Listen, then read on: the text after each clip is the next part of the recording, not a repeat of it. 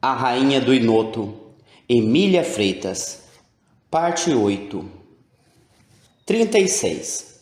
A Procela, o navio naufragado e a temeridade de uma alma sensível.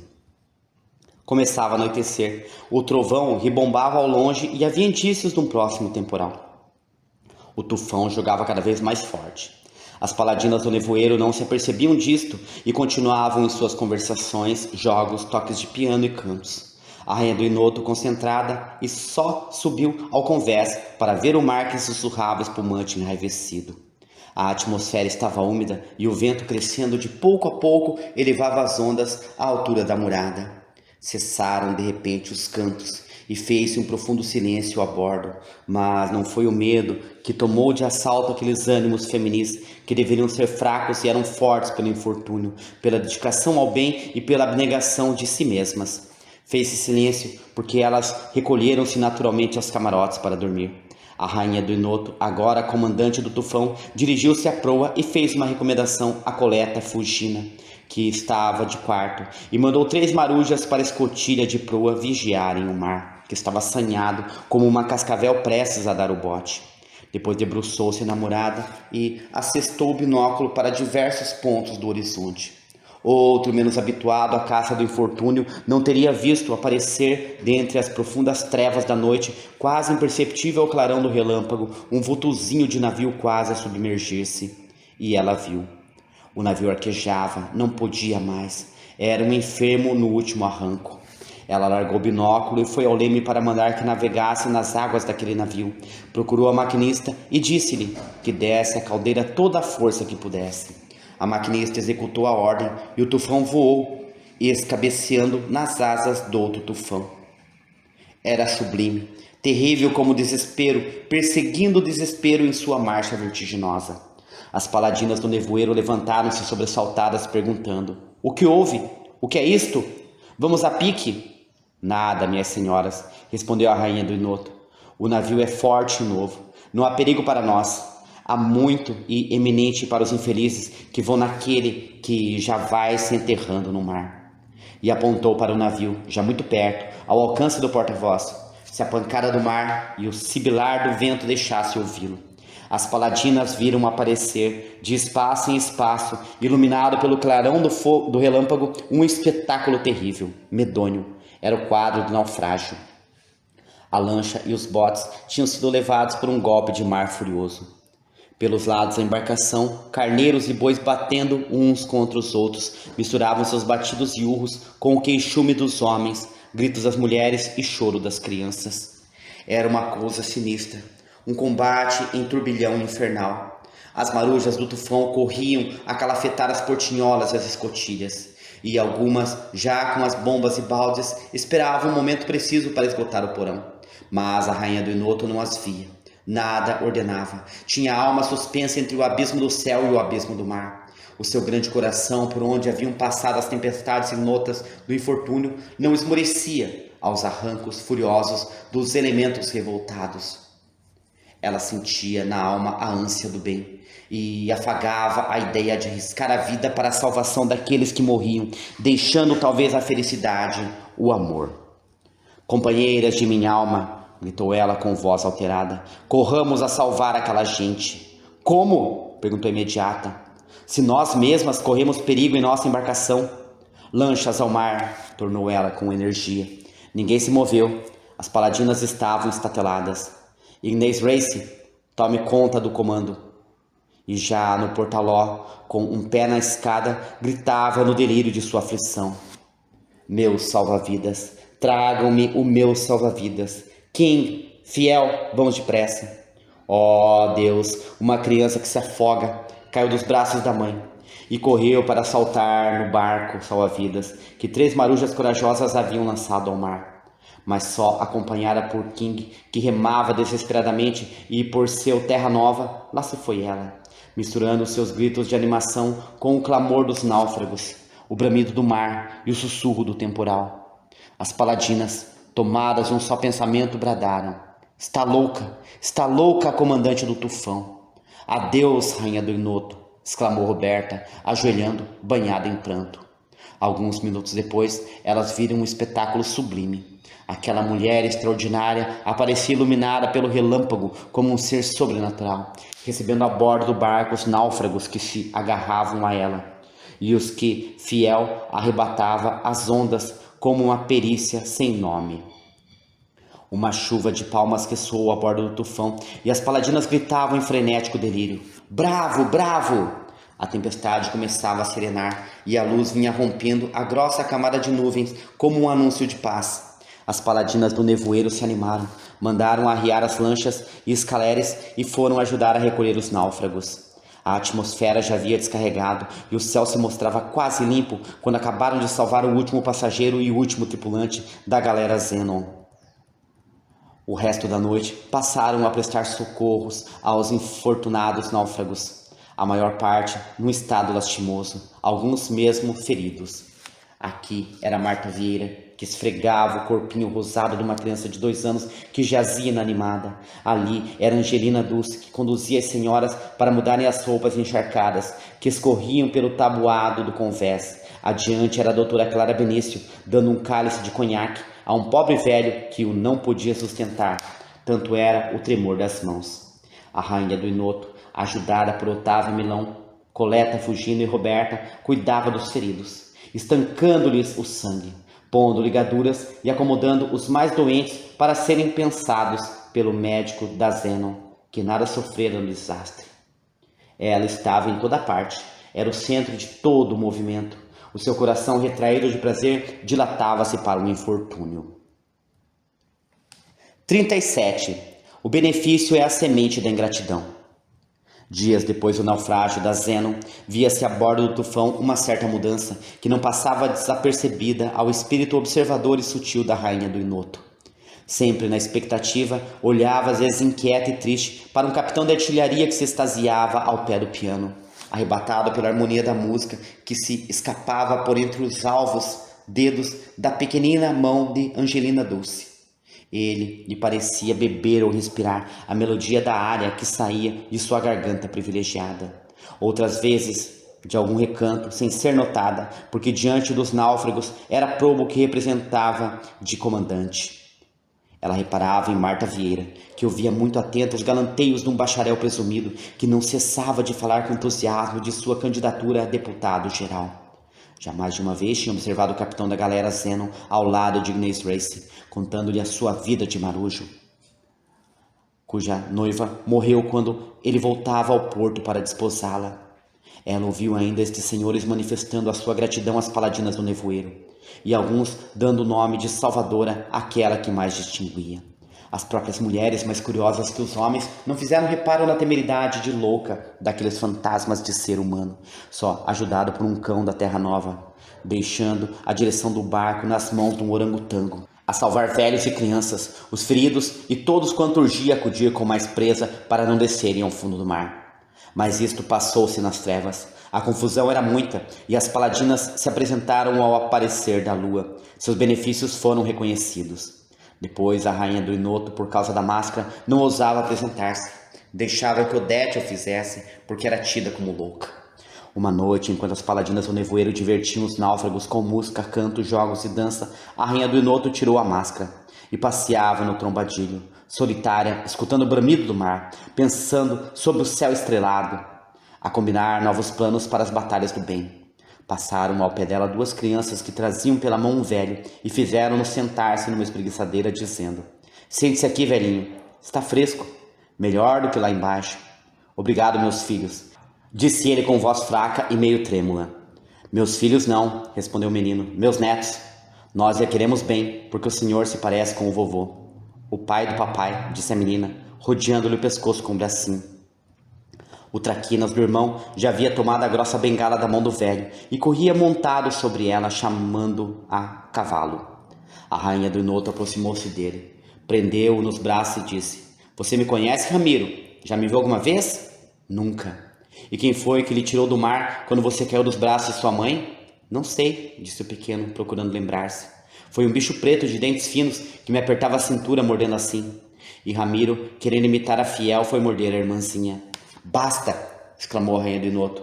"Aí vem teu salvador, vai abraçá-lo." "Não, ele morde." Não tenhas medo, ele não ofende as crianças nem aos velhos. Olha, veio deitar-se aos seus pés. Ramiro e a irmã acercaram-se do animal e se entretinham a puxar-lhes pelas orelhas e alisar o pelo e abrir a boca para ver os dentes. Tudo ele sofria com paciência. Então a rainha do Inoto voltou-se para o ancião e perguntou: Que idade tem, Sr. Moraes? Tenho 96, bem puxados, respondeu o velho. Quantos dias de felicidade pode ainda contar nessa série de anos que já lá foram? Tornou ela. Ah, minha cara senhora, pergunte antes quantos dias de infortúnio teve em sua calma existência, que eu lhe direi. Tive 2. Um quando perdi minha mãe e meu pai no mesmo dia. Outro quando morreu minha mulher, há já 20 anos. E outro que já me não lembrava, o deste maldito naufrágio. É possível, exclamou ela. 3 dias de infortúnio em 96 anos de existência. É certo, senhora, eu fui feliz. Louvado Deus. Gozei saúde, vivi honradamente do fruto do meu trabalho e encontrei uma mulher virtuosa que me amou e cumpriu os deveres de esposa, criando os nossos filhos na lei de Deus e dos homens. Não tive mais que desejar na terra. Meus filhos vivem ainda, cuidam da minha velhice e eu ensino aos seus netos o caminho do dever. Assim como já ensinei a eles e a seus filhos. Seus filhos já têm netos? Já, benza aos Deus, são meu divertimento. Era lembrando-me deles que sentia morrer no fundo do mar e ser comido pelos peixes. Felizmente, estas senhoras que lá estão embaixo divertindo-se foram anjos da guarda. Nos salvaram. Deus lhes dê toda a dita que merecem por tamanho benefício. A rainha do Inoto ficou um tempo pensativa e afastou-se. Da amurada olhava o espaço negro entre as vagas rumorosas e o firmamento povoado de estrelas. Ela comparava a pobreza daquele bom velho, preso à existência por tão longa cadeia de vidas, à sua riqueza deserta, e teve um momento de revolta. Os próprios astros têm sua família planetária, pensou ela olhando o céu, e eu divago na terra só. Tenho o coração desprendido como um balão arremessado ao espaço, onde até a luz desaparece no vácuo. Sem pai, sem mãe, sem irmãos, sem esposo, sem filhos e até sem sobrinhos. É verdade que tive uma família adorada, que me foi arrebatada às parcelas pela morte, pelas distâncias e até pelo sentimento. Ela suspendeu o pensamento, tomada de uma dor profunda. Depois continuou. E essas paladinas, posso chamá-las minha família? Não, porque apesar de haver entre elas verdadeiras heroínas, estão ligadas a mim, umas por interesse próprio, outras por deveres comuns, pelo gênio, pelo caráter e nenhuma pelo coração. Dizem que a prática do bem traz a felicidade. É mentira, é ilusão. Aqui estou eu desde criança, não tive pensamento que não fosse nobre e digno. Não fiz uma ação que não fosse em favor dos meus ou em benefício dos estranhos. E o que tive em paga? Injustiças e ingratidões. Ah, mas o bem já é para mim um vício. Corro a aliviar uma miséria, arrisco a vida para evitar uma desgraça, como o jogador incorrigível atira-se em uma banca de jogo, onde sempre perde. Ah, eu não amo esta humanidade injusta, ingrata e egoísta. Faço bem maquinalmente, por um destino, uma tendência, como a do que se embriaga pelo desespero. 28. O desembarque foi comum. O dia vinha amanhecendo brumoso e triste. Contudo, sentia-se a bordo um calor sufocante. A atmosfera parecia de chumbo. Quem não tinha nada com as manobras do tufão dormia ainda, mas seu comandante tratava de fundeá-lo, pois tinham chegado ao porto. Na ocasião, havia muitos vapores e navios de vela ancorados, arfando nas águas da baía de Guajará. A saída ou entrada de um deles só ocupava a atenção dos que tinham interesses particulares em seu carregamento, ou atraía as vistas dos catraeiros portugueses, que, divisando algum que não atracou no cais, cercavam-no com suas catraias a porfiar uns com outros, cada qual a querer levar em seu barco todos os passageiros, em risco de lhe darem o último banho. Apenas o tufão deixou cair o ferro. Ouviu-se um burburinho de vozes alegres, um alvoroço a bordo, como sempre acontece nos desembarques. A rainha do Inoto, encerrada em seu camarote, esperava que as paladinas do nevoeiro fossem para a terra. Estas davam a seu desembarque feições tão comuns, tão naturais, que era impossível duvidar de sua passagem em um navio mercante qualquer. Já levavam o destino de suas moradas na grande cidade de Belém, cuja casaria branca de telhados vermelhos elas avistavam do porto, doidas de alegria.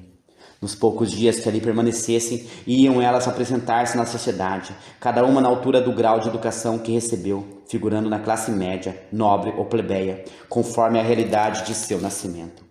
A rainha do Inoto não exigia de suas companheiras o sacrifício de subir ou descer, senão nos momentos especiais, forçada pela necessidade momentânea. Ela, sim, que mergulhava no oceano humano como um infusório no fundo do mar, trabalhando para formar um continente. É das trevas que se pode contemplar a luz. Da pobreza e da obscuridade se veem as dores humanas por um telescópio. Da fortuna, da felicidade, só se enxergam os que se apresentam através das vidraças dos palácios e carruagens. A rainha do Inoto mandou procurar para si uma casinha pobre, numa rua afastada do movimento comercial da grande cidade. Era dali que ela queria fazer o seu ponto de partida para todos os dramas, comédias e tragédias da vida, onde tinha de figurar de protetor ou de juiz. Ordenou que não desembarcasse em Odete por causa de seu hábito de cavaleiro, que podia chamar a atenção. Probo aproveitou a confusão do desembarque e falou de parte com a fingida Odete. Sabe, o acaso se combina para proteger sua aventura. Como? Disse o doutor Edmundo. Odete não desembarca, fica sob a guarda de uma maruja velha que mal se lembrará dela nas horas da comida. Roberta foi quem se encarregou de vir a bordo todos os dias para saber dela. Então o senhor, em todos os portos, pode ir para a terra, envergar o fraque, pôr a bengalinha na mão, o chapéu na cabeça e sair por aquelas ruas a palestrar com os amigos, beber cerveja, jogar bilhar, namorar. Enfim, é meu prisioneiro, como eu sou destas malucas. Eu hei de vigiá-lo como elas me vigiam. Muito obrigado, senhor, pela licença que me dá. Não tema que eu abuse dela, pois estou demais interessado por penetrar no mistério. E eu doido por acabar com ele, disse o velho, pensando no modo de atirar o seu bote de serpente. Ele não queria desprender-se do Dr. Edmundo, porque contava convencê-lo e supunha ganhar um aliado inteligente e ativo. Este também, por sua vez, planejava em sentido contrário, e por isso procurava agradar a Probo, mostrando-se de seu parecer. Ao separar-se dele, disse: onde o encontrarei todos os dias para informar-me do que houver? No cais, às 7 horas da noite e às 8 da manhã. Me dá a liberdade sem nenhum temor. Não receia que eu abuse dela, ao menos pelo quinhão que toca a língua? Perguntou o doutor Edmundo. Pior para si, meu caro, disse Probo, encolhendo os ombros. Pensei que já podia avaliar a força desta maçonaria de mulheres, mas enganei-me. Portanto, vou explicar-lhe mais esta. Elas têm sinais convencionados pelos quais se conhecem em toda a parte onde se encontram, mas elas são de acordo ao grau de cada uma, de forma que às vezes uma paladina de ordem superior manifesta-se a outra inferior pelo sinal da ordem dela, ou mesmo não corresponde, não se dá a conhecer para lhe servir de guarda secreta. Se a tal conta em família o que viu no Inoto da Ilha do Nevoeiro, instalam-se disfarçadamente algumas nas vizinhanças. E em poucos dias a pobre moça vai ter ao asilo das loucas, porque elas, com um ar de proteção e derramando benefícios, convencem aos estranhos e aos próprios pais de que a filha perdeu a razão e está a dizer coisas extravagantes. Se o senhor deseja ir para a casa dos Orates, conte o que tem visto neste curto espaço de tempo. Com certeza, senhor Probo, eu não me atreveria a contar o que tenho visto a quem quer que seja, com receio de passar por louco, visionário. Pois bem, meu amigo, é por esse mesmo motivo que eu me calo esperando uma ocasião azada para o golpe definitivo. O que tenciona fazer? Mais tarde lhe direi. Até logo, a Roberta me assinou. Creio que agora, em vez de caçador de onças, vou ser pescador de... 39. É bom achar um amigo em terra estranha. O doutor Edmundo apenas desembarcou, viu a pouca distância, conversando com outro que estava em pé no meio da rua, um moço que lhe fez alvoroçar o coração. Foi direto a ele e disse: Edmundo! Exclamou ele abraçando. Desembarcastes? Agora mesmo. E bem longe estava de pensar que encontraria, logo no porto, um amigo velho, um colega de estudo. Então o que tens feito em tua carreira? Não me formei, disse Armando. Não sabias ainda? Não. Os negócios do meu pai andaram mal. Não pôde mais despender com os meus estudos e achou necessário que eu procurasse um emprego. Vim ao Pará e aqui fiquei como guarda-livros de uma casa aviadora. E tu, que tens feito? Não és ainda juiz de direito? Ou vens como chefe de polícia? Qual? Tenho sido um malandro. Viajei pela Europa, gastei uma boa soma. E agora, a pretexto de descansar das viagens, vivo dos magros rendimentos que me ficaram, sem cuidar do futuro. Estes podem se obter facilmente por meio de um casamento rico. Aqui no norte não faltam negociantes com filhas para quem compram carta de bacharel a peso de ouro.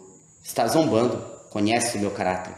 E sei, disse Armando, que vives como outrora, correndo em busca de uma visão de mulher como não existe, e que, nisto, perdes muito tempo impressionando com lances dramáticos e sentimentais que depois se evolam como um fumo do teu charuto. É certo. E tu já te casaste? Não. Para onde vais? Para o hotel. Mas contra a vontade. Servia-me antes uma casinha alugada. Se a hospedagem que te oferece com sinceridade um antigo camarada te serve, vem comigo, disse Armando. Aceito com muito gosto, respondeu o doutor Edmundo. Mora só? Só. Tenho mesada na casa vizinha, onde mora uma respeitável família. Ali vem o bonde, tornou ele fazendo sinal ao condutor. São 5 horas da tarde. Ainda teremos tempo de visitar a cidade antes do jantar. Passearam até as 7 horas. Dali em diante, Armando pareceu inquieto, distraído. Que tens? Perguntou o doutor Edmundo. Se a minha presença te embaraça em algum negócio, deixo-te. Nada. É que estamos de frente da porta de Dona Margarida. E estou ansioso por saber como vai Dona Laura. A febre subiu muito esta manhã. Quem é essa Dona Laura? É filha da que eu desejo ter por mãe minha noiva. E os dois amigos entraram por um corredor estreito e mal iluminado, no fim do qual havia uma escada. Eles subiram, e no último degrau Armando parou para recomendar silêncio. Depois penetraram quase sorrateiramente, pisando leve no tabuado de uma sala caiada de branco, tendo ao meio uma mesa posta, onde ardia um candeeiro de querosene com um abajur. Dona Margarida mal pressentiu pisadas, saiu do compartimento imediato com uma garrafinha na mão, e vendo um estranho ficou embaraçada. Armando perguntou, como vai Dona Laura? Assim, creio que mal. Enquanto não passar a febre, dá muito cuidado. Mas quem é este senhor? O antigo condiscípulo, o doutor Edmundo, que acaba de desembarcar. Vem passar alguns dias comigo. Não há dúvida, vou mandar servir o jantar. Logo, agora mesmo, mamãe, pois o senhor Armando custou muito, disse uma menina que vinha de dentro. Se soubesse que era cedo, tinha me demorado mais, disse Armando gracejando. A pequenina fez uma careta e seguiu a mãe, mas nem por isso o seu rostinho de anjo louro ficou menos interessante. Ouve, Amélia, chamava Armando, e ela seguia. Dona Laura é bonita assim? Perguntou o doutor Edmundo. Não sei. Dona Laura é morena e prefere esta cor a mais bela neve. Pouco depois entrou Dona Margarida e os convidou para a mesa. O doutor Edmundo comia com satisfação e recordava com Armando as suas temporadas de estudantes, quando ouviu-se o rodar de uma carruagem que parou defronte da porta. Minutos depois bateram palmas na escada. Dona Margarida levantou-se, saiu e tornou a entrar com uma senhora vestida de preto, trazendo sobre a cabeça a mantilha de renda da mesma cor. Com quem tem a honra de falar? Perguntou ela, introduzindo-se na sala. Com a viúva Zuleika Neves, respondeu a desconhecida. Não é aqui que mora a Dona Margarida Pinheiro e sua filha Dona Laura? É, minha senhora, mas Laura está muito doente. Tenha a bondade de sentar-se. Trazia-lhe aqui um trabalho, mas em vista disso volto com ele, disse a viúva Zuleika Neves. Não mandou ainda vir o médico? Não, os meus recursos são poucos e os médicos nesta cidade, as boticas deixam os pobres sem calçado. Conheço uma senhora que é médica. Se me permite, lhe enviarei. E não lhe custa nada, nem a cura nem os remédios. Lhe serei eternamente agradecida, volveu Dona Margarida.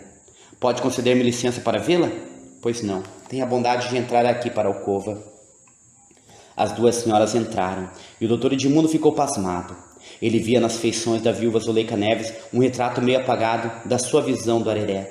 A voz não podia denunciar-lhe a rainha do Inoto, porque estava protegida por uma rouquidão intensa. Tomado de uma curiosidade extrema, foi até a porta da alcova, e Dona Margarida convidou-o a entrar. Zuleika Neves chegou ao pé do leito da doente e pegou-lhe na mão ardente de febre, perguntando-lhe: Como se acha? Boa, respondeu Laura, com os olhos brilhantes e parados nas órbitas. Que queres aqui? Vai-te embora. Vim visitar-vos, trazer-vos o médico.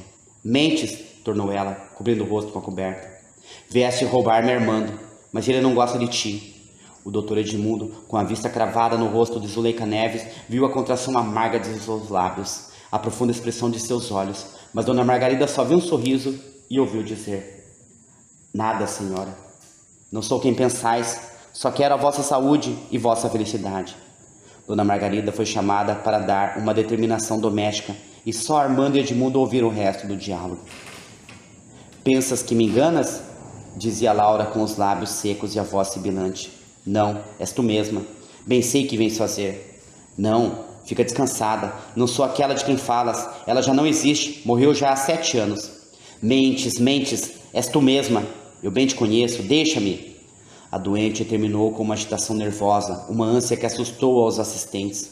Então a viúva Zuleika Neves retirou-se, fazendo a dona Margarida milhares de oferecimentos. Armando saiu preocupado com a moléstia da noiva e o doutor Edmundo cogitando sobre o que vira e ouvira. 39. O que se passa na casinha do pescador Laureno. No dia seguinte, à hora marcada, estava o doutor Edmundo ao pé no cais esperando o probo. Este não se fez esperar, saltou em terra depois de ter atracado uma catraia, onde trazia uma rede de pesca, e foi falar-lhe. Agora sou o pescador Laureno. Onde está morando? Não é longe, disse ele. Ali, mais adiante um bocadinho, está a casa arredada das outras, olhando para o porto. Aquela caiada de branco com porta e janela pintadas de azul, disse o doutor Edmundo. Justamente, é ali que está agora a rainha do Inoto, transformada em Olga, filha do pescador Laureno. O que tem feito? Não há tempo ainda, respondeu o probo. Chegamos ontem. Daqui a 3 dias é que ela começa a tomar conta das comissões de que encarregou as paladinas. Se quiser assistir, venha às 5 horas da tarde ter comigo. Eu estarei à porta consertando uma tarrafa. O senhor faz-me um sinal de longe, e se elas estiverem alertas, lhe farei conhecer, continuando a trabalhar. Se a ocasião for propícia, irei ter consigo, lhe conduzirei ao oitão da casa, onde há uma fenda na parede da sala, por onde se pode observar sem ser visto.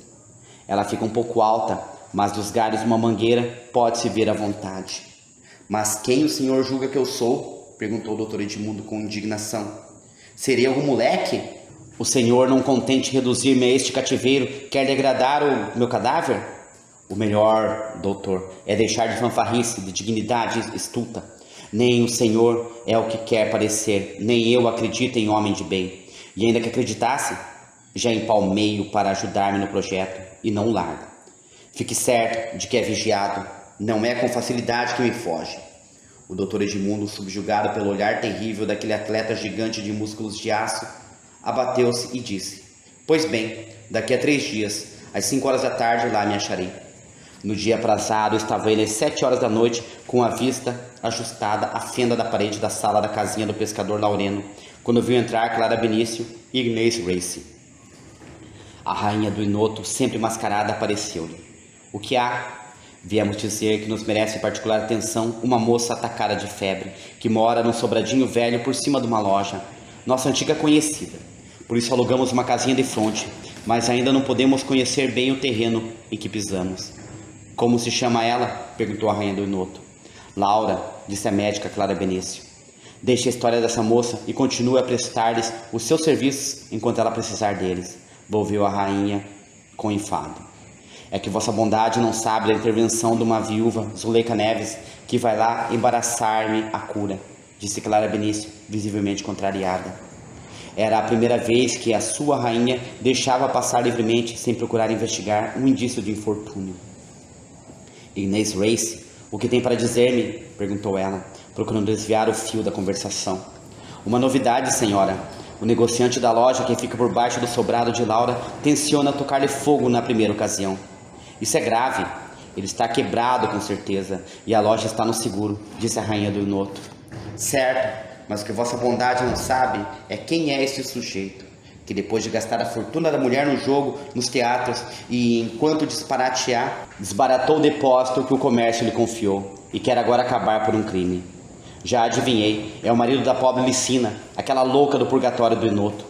É ele mesmo, o Onofre Montano, aquele canalha. Se ele voltasse para a mulher, ela voltaria à razão, disse a doutora Clara Benício. Pois ele há de voltar, afirmou a rainha do Inoto. O que vai fazer, saberá mais tarde, tornou ela.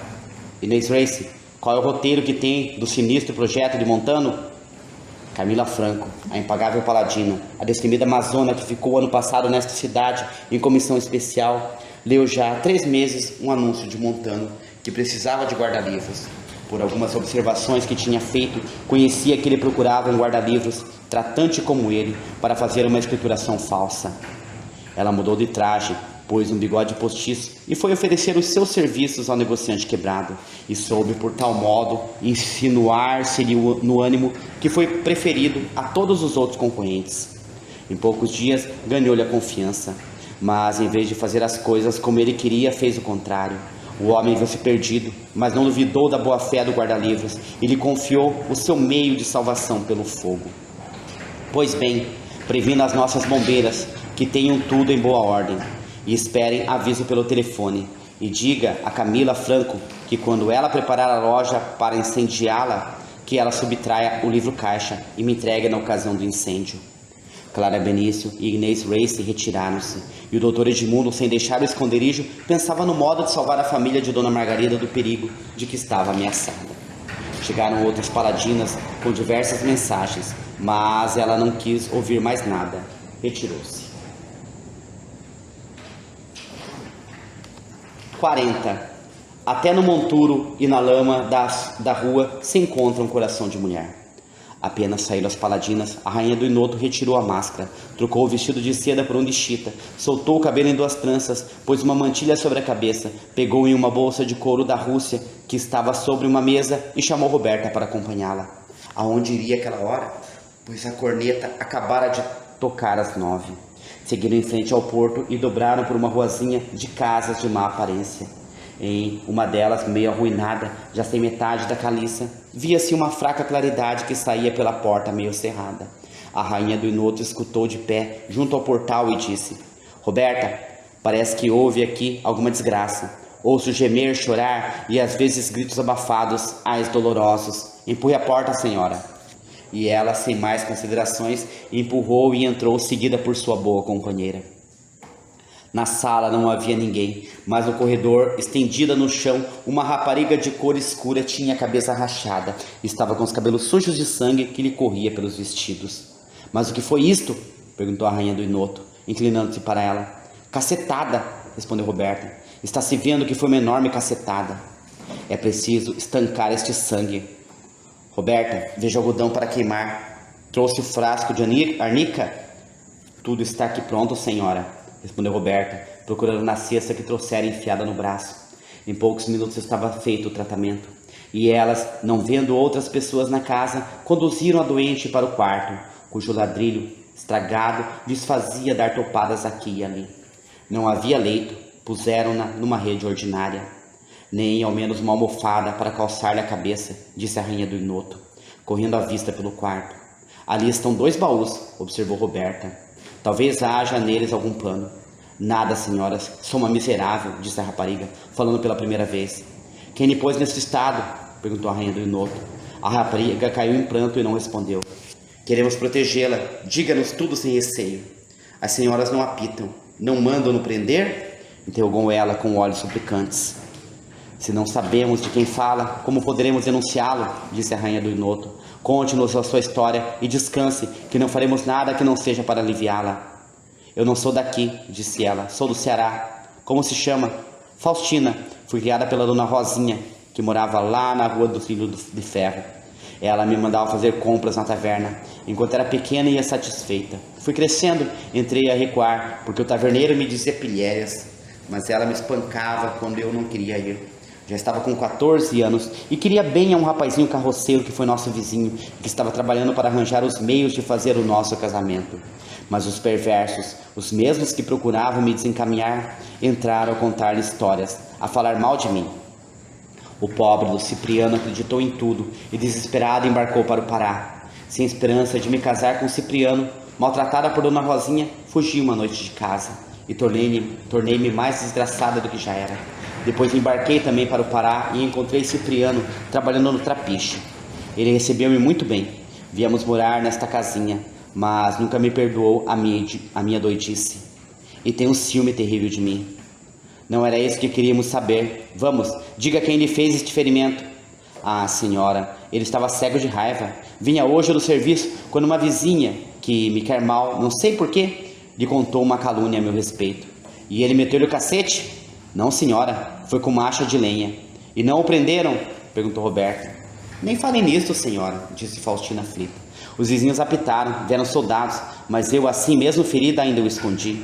Quiseram levar-me à chefatura, mas tanto pedi que tiveram pena e me deixaram ficar. Fui entrando da sala e caí no corredor. Cipriano já vinha acudir-me quando as senhoras entraram. E onde ele está? A senhora promete que não lhe faz mal? Não tem algum soldado por aí? Tornou Faustina angustiada. Não tenha medo, disse a rainha do Inoto. Eu sou irmã de São Vicente de Paula. Ando visitando os doentes em nome da sociedade. Não faço mal a ninguém. Pois sim, levante a tampa daquele baú, que o pobre Cipriano já deve estar sem fôlego. Roberta ergueu a tampa do baú e Cipriano apresentou-se no meio do quarto, com a cabeça baixa e os braços cruzados sobre o peito. Era um rapaz de 24 anos, pouco mais ou menos de fisionomia simpática, apesar de uma certa dureza do olhar franco e severo. Não está arrependido do que fez, senhor Cipriano? Perguntou a rainha do Inoto. Se é mentira o que me disseram, estou. Se não, é. Não pôde acabar, parecia ter um nó na garganta, pois eu sou capaz de dar um juramento como é mentira. Vosmecê nem sabe do que se trata. Não sei, mas calculo, disse a rainha do Inoto. O senhor não vê que uma mulher que ama a ponto de defender da justiça aquele que lhe quis roubar a vida, essa mulher não pode ser-lhe inconstante? Vosmecê diz bem, confirmou Cipriano, indo postar-se junto ao punho da rede de Faustina. Ouça, a sociedade de São Vicente de Paula vai tratar de seu casamento com ela, que bem merece entrar no número das esposas. Aqui lhe deixo esta quantia para o tratamento da pobre Faustina. Breve aparecerei. Até logo. A rainha do Inoto saiu outra vez para a rua e, ao dobrar o canto, disse: Volta, Roberta, para a casinha do pescador Laureno, teu marido, e deixa-me seguir. Só? Perguntou Roberta, admirada. Quando vossa bondade era seguida por King, fiel, ou mesmo por Odete, não me inquietava. Mas agora... Não repliques, Roberta, e nem desconfies de mim, disse ela, com voz meiga e triste. Vou esgotar até as fezes o cálice de minha vida. E separou-se de Roberta, que, parada na calçada, ainda olhou para ela por muito tempo.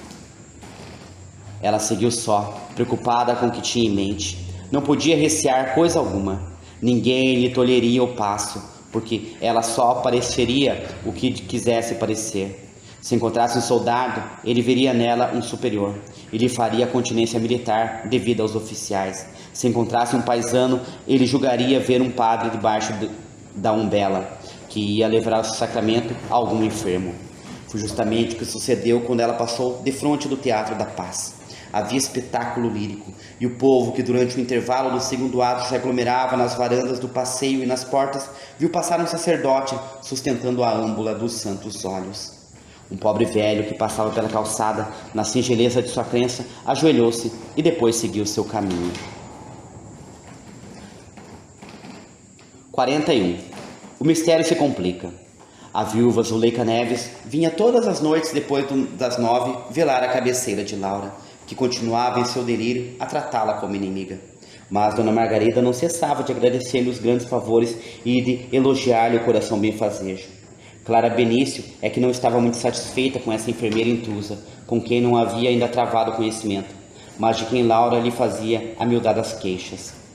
Na tarde daquele dia, tinha comunicado o fato à rainha do Inoto, e ficado muito admirada de vê-la tão indiferente. De volta da casa do pescador Laureno, visitou Laura e achou-a muito sobreexaltada no delírio, não cessando de falar na viúva Neves, sem lhe pronunciar o nome, mas dizendo: Ela vem para me ver morrer, eu sei. Quero meu noivo. Hei de viver. Não é assim, doutora? Clara Benício pediu a Dona Margarida que fizesse com que a viúva Zuleika Neves não entrasse mais no quarto de Laura, sob condição de deixar o tratamento se ela não quisesse anuir a seu pedido. Dona Margarida, não obstante sentir-se pesarosa por ofender com uma recusa esta senhora, a quem estava devedora de muitas finezas e obséquios, prometeu que tudo faria para afastá-la. Mas apenas saiu a médica, entrou Zuleika Neves, e Dona Margarida, ocupada como estava nos arranjos domésticos, não a viu entrar para o quarto de Laura. Armando e o doutor Edmundo, tendo chegado depois, conversavam muito baixo na sala imediata.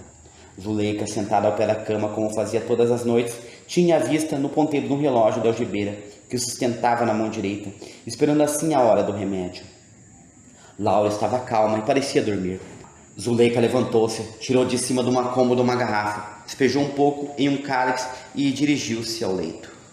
A doente sentou-se repentinamente e exclamou: É tempo perdido, senhora. Por este modo não arranja nada. Vá aventurar em outra parte. Eu, aventureira? repetiu ela com angústia. Tu és cruel, Laura. E 2 lágrimas silenciosas correram pelas faces pálidas. Laura, excitada pela raiva de seu delírio especial, ergueu-se a meio e, pegando em uma faca de mesa que tinha deixado por acaso em uma cadeira junto ao leito, cravou-a no peito de Zuleika, quando esta erguia o braço para chegar-lhe o cálice de remédio aos lábios. Ouviu-se um grito agudo, e o doutor Edmundo, que estava defronte da porta do quarto da doente, prestando atenção ao que se passava, correu em primeiro lugar. E recuou 2 passos, vendo a moça estendida no assoalho e uma fita de sangue a correr-lhe sobre a seda preta do corpo do vestido. Acudiram todos assustados, e Armando correu a chamar Clara Benício. Esta examinou a ferida e disse: não há perigo. O ferimento, se fosse profundo, seria mortal, mas, vibrado, com mão um pouco firme, achou resistência na seda do corpete do vestido e apenas atravessou a pele. Foi o susto que a fez desmaiar. Não estou desmaiada, falou Zuleika, em voz muito baixa. Cuidem da doente, vejam se a alteração matou-a. E procurou erguer-se com a mão sobre o peito para estancar o sangue, ou antes represá-lo. Voltaram-se todos para o leito de Laura e viram-na com ar indiferente, como quem ignorava o que tinha feito. Zuleika puxou a mantilha para o rosto e saiu apressada, sem dar tempo a nenhuma observação. E o doutor Edmundo, quanto mais a tinha observado, mais semelhança havia achado com a rainha do Inoto, quando a viu sem máscara no Monte do Areré. Dona Margarida, disse Clara Benício, é necessário que a senhora me esclareça sobre o motivo dessa antipatia entre sua filha e aquela senhora que acaba de ser ferida. Qual o empenho que tem ela de estar na presença de Laura, cujo delírio tornou-se em mania e cuja febre tomou um caráter nervoso? Não sei, doutora, e nem julgo que haja conhecimento algum entre uma e outra. O doutor Edmundo não era da mesma opinião de Dona Margarida, mas guardou silêncio e não deu parecer. Armando, extremamente desanimado, sentou-se junto do leito e perguntou à sua noiva se queria tomar o remédio. Ela aceitou-o calmamente e em poucos minutos adormeceu tranquila. Dona Margarida veio tomar o seu posto junto da filha, e os moços retiraram-se apenas saiu a médica. Esta, pensando no caso, cada vez mais acusava a indiferença da rainha do Inoto para com os avisos que tinha dado. Ao seguir pelas ruas silenciosas, ouviu o rumor de um carro que se aproximava. Reparando no número dele, reconheceu ser o mesmo que tinha levado a viúva Neves. Fez sinal ao cocheiro e este fez parar o carro. Pode conduzir-me à casa da viúva Neves? Sou médico e fui chamado por esta senhora. Não sei onde mora. O cocheiro olhou para Clara Benício e viu um ancião respeitável.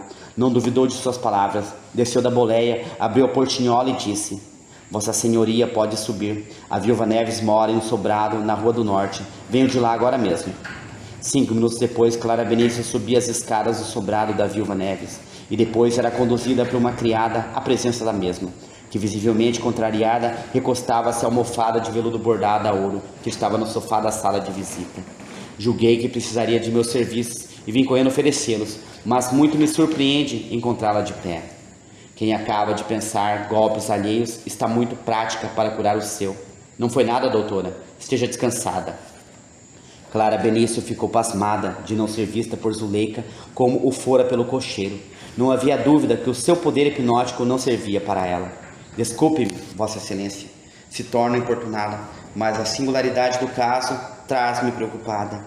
E para estudar os sintomas daquela enfermidade, preciso saber se o que sucedeu foi resultado de um delírio que teve origem na febre ou se foi o desfecho de um drama da vida.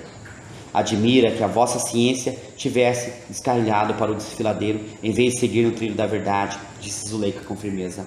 Mas se o golpe tivesse sido profundo, se a ferida lhe viesse a matar, qual era a minha obrigação? Dar parte à polícia, respondeu Zuleika, mas isto de nada valeria, porque Laura teria advogados pagos por mim e médicos que nos jornais provassem a responsabilidade de seu ato, e embora vós protestasseis, seria de balde. Cada vez compreendo menos, disse Clara Benício, e desconfio mais. Que interesse teve a senhora de visitar aquela família sem a conhecer? Não costumo dar conta de meus atos senão a mim mesma. Se eles são bons, aplaudo-os. Se são maus, condeno-os, respondeu Zuleika com energia. Clara Benício estava subjugada por aquele espírito forte e pensava: só conheço uma mulher assim, a rainha do Inoto. Se não é ela, esta pode gabar-se de ser tão extraordinária como sua digna rival. Proíbo, doutora, que dê mais uma palavra sobre o caso, disse Zuleika com autoridade. Ela me pertence e não tem nada a ver com pessoa alguma.